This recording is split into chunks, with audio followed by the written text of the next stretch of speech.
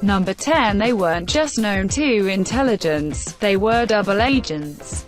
Not only were there claims of at least 2 of the London bombers being on intelligence services radar, several went a stage further and claimed they were actually double agents for British intelligence. One, John Loftus, an intelligence expert, stated that the apparent ringleader of the London suicide bombers, Harun Rashid Aswat, had been on the radar of US intelligence as far back as 1999.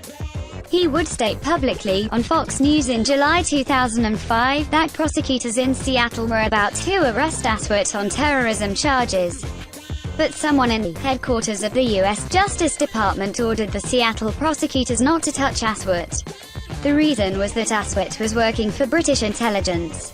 Loftus even went as far as to say that a certain wing of British intelligence had been hiding him. Author Tom Secker, in his book Secrets, Spies and 7/7, would draw attention to how each highlighted failure in intelligence would be tempered with a little bit more background information on the apparent bombers being made available to the public.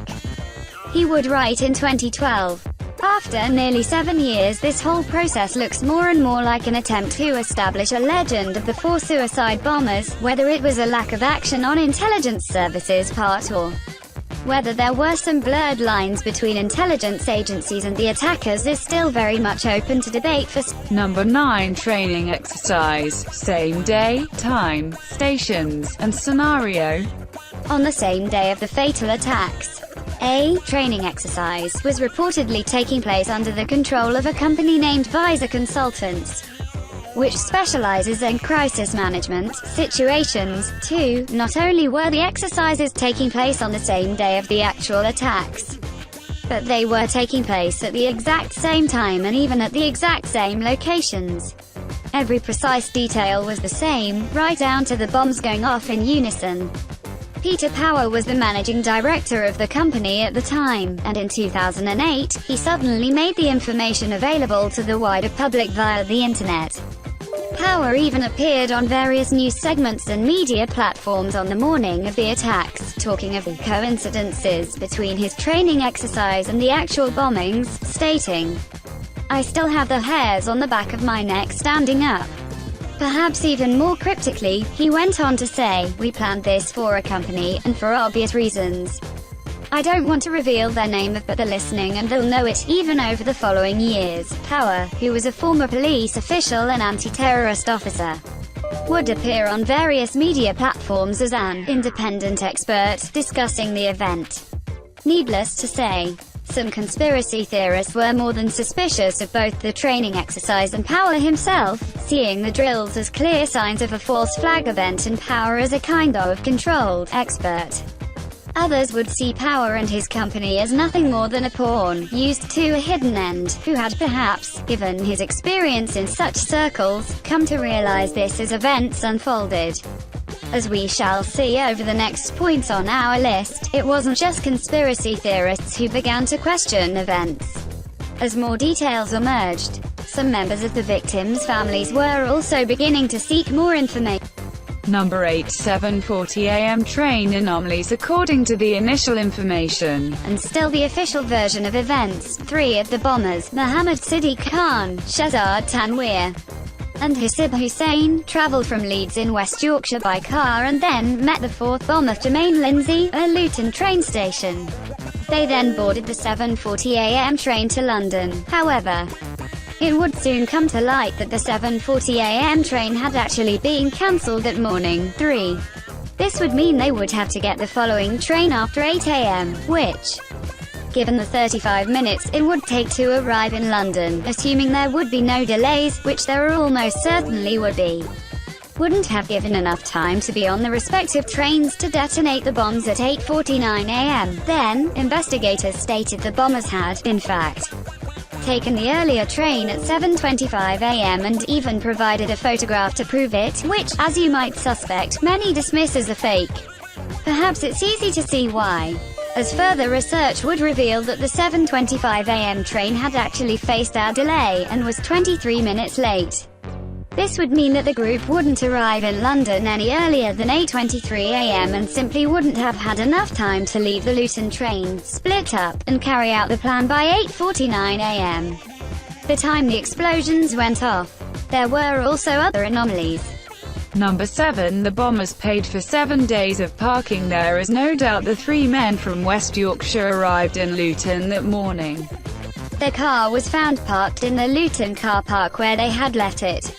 The problem, at least to those who were suspicious of the day's events, was that the driver had opted to pay for 7 days of parking. 4. Based on that, we are told this was a long-planned suicide mission, so many have questioned why they had paid for such a long stay. In fact, why had they bothered to pay at all? Why not simply abandon the car and board the train? To many, it brought back the notion of the first 2 points on our list, that the bombers had links to intelligence services and perhaps that they paid for such extended parking since they were expecting to take part in a training exercise that morning in London, possibly even as the attackers. These are outlandish notions to some, and while they are purely speculative, it's far from an unheard-of situation in intelligence services. The next point on our list does nothing to dampen the flames of such theories, speculative or otherwise. Number 6. They bought round-trip tickets as well as paying for such an extended stay at the Luton train station. Each of the bombers is said to have purchased round-trip tickets. 5. Again, this raised eyebrows among conspiracy theorists for obvious reasons. If, as the official report states, the London bombings were planned for some time, then surely a simple action as obtaining the right train tickets wouldn't have been overlooked. And if the tickets were purchased that morning, 4 people intent on killing themselves in less than 2 hours would surely just buy one-way tickets. As crazy and perhaps disrespectful as some might find it, the conspiracy claims surrounding the 4 bombers were quickly forming along the lines of the ideas that they were fully expecting to return to Luton in the next few days and were likely connected to the intelligence services. As we shall see later in our list, evidence at the scene of the explosions would also begin to express doubt as to whether the 4 men were actually carrying bombs with them that morning. This was further questioned when more bombs were discovered in the boot of the seemingly abandoned car. Number 5 was all the CCTV. Although several CCTV shots were released to the public, given the amount of CCTV cameras that are in and around London, not least on transportation lines, it is argued that there should have been many more pictures available. 6. However, as requests for these were made, it was revealed that many of the CCTV cameras were apparently not working, or that the footage was lost. Perhaps understandably, some found this to be more than suspicious, particularly when some photo experts reportedly examined the few pictures that were offered and cast considerable doubt upon their authenticity. Furthermore, the No. 30 bus, which we will look at in a little more detail shortly, was another example of CCTV not working, when it was revealed that the camera was faulty and so didn't record the alleged bomber, Hasib Hussein, actually getting on the bus. Police would simply offer that it was not clear if the driver had forgotten to switch the camera on, or if there was a technical problem. Either way, there is no absolute proof that the person we are told got on the bus actually did. Number 4. Passports and documentation found. As is the case with many other terrorist incidents, investigators would claim to have found passports and other documentation identifying the bombers. 7. Like a red rag to a bull. Some conspiracy theorists simply shook their heads in disbelief. The bombers are said to have carried their deadly payloads in their backpacks. When you consider the information from investigators that the bombers were completely destroyed by their devices, then it is perhaps understandable that some people find it hard to believe that such flimsy items as passports, driver's licenses, and various other forms of documentation would survive intact, much like the claims of intelligence services trying to provide a background for the bombers in relation to highlighted intelligence failures.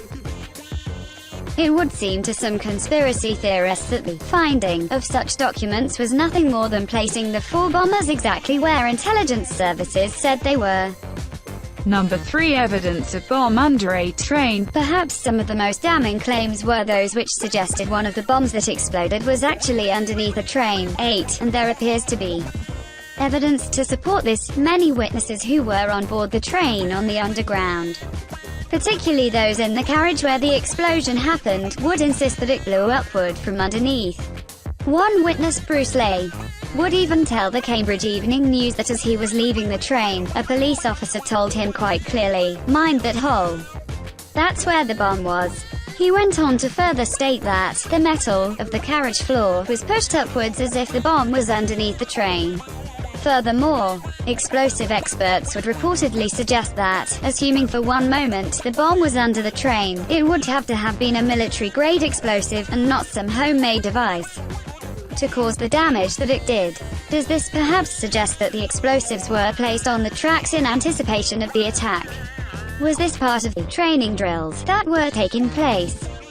Such drills would provide a great excuse to stop a train at a certain point, such as one where a previously planted bomb was waiting.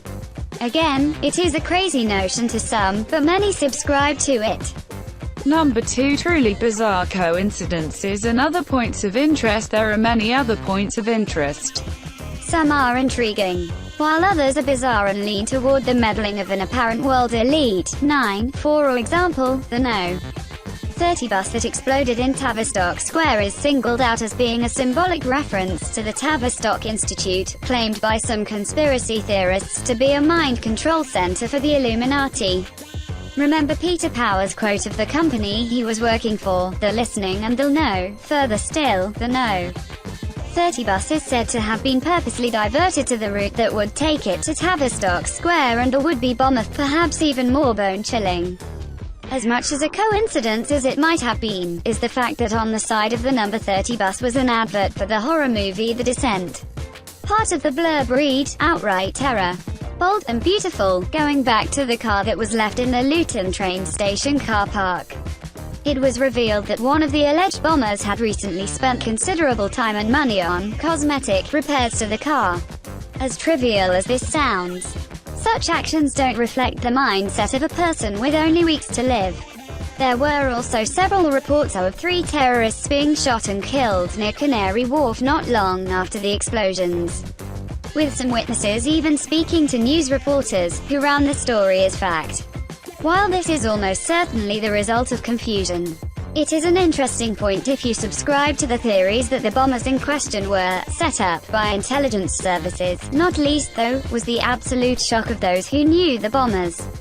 Many close to them found it hard to believe that such men with families, one who left a pregnant wife and one who had spent his adult life mentoring troubled and disabled children, could really be so intent on causing death and destruction. Perhaps that is the natural reaction of not wanting to believe such things. Number 1. The killing of Jean-Charles de Menezes in the weeks following the bombings. Brazilian national Jean-Charles de Menezes was gunned down by police in a horrific case of mistaken identity. 10. He was followed on board a train by armed police, held down to the floor of the carriage, and shot 8 times, 7 times in the head, in front of horrified onlookers. To some, however, this was not a dreadful mistake, it was murder. Other details that emerged in the following days that would strengthen these feelings for some. For example, police reports to the media stated that Jean-Charles was running through the station, even jumping over a barrier to board the train. They were later forced to climb down from this, as multiple witnesses stated he calmly walked to the train and didn't run at any point. Further still, no warnings were issued by the police. Witnesses stated that almost as soon as Jean-Charles sat down on the train, he was set upon, held down, and shot. Professor Michael Clark was just one of many who believed there was something else going on below the make-believe version of de Menezes' death being fed to the public. He would state that police wouldn't shoot someone so many times if they believed they could make the arrest. To him, the killing of Jean-Charles de Menezes was a special forces operation. Perhaps most interestingly of all, Jean-Charles de Menezes was an electrician who worked on a contract-to-contract basis. When the London bombings occurred, there were initial reports of power surges on the underground. In fact, this was the official story until the explosion on the number 30 bus. As speculative as the assertion is, might Jean-Charles have been employed by the aforementioned Visor consultants to use his skill as an electrician to create safe power surges as a part of a training drill, and in the process, Might he have seen a little too much? De Menezes was reportedly followed right from his house by police and allowed to walk calmly to the station on the morning he was killed. Basically, they had ample chance to apprehend him before he even entered the station. However, they chose not to.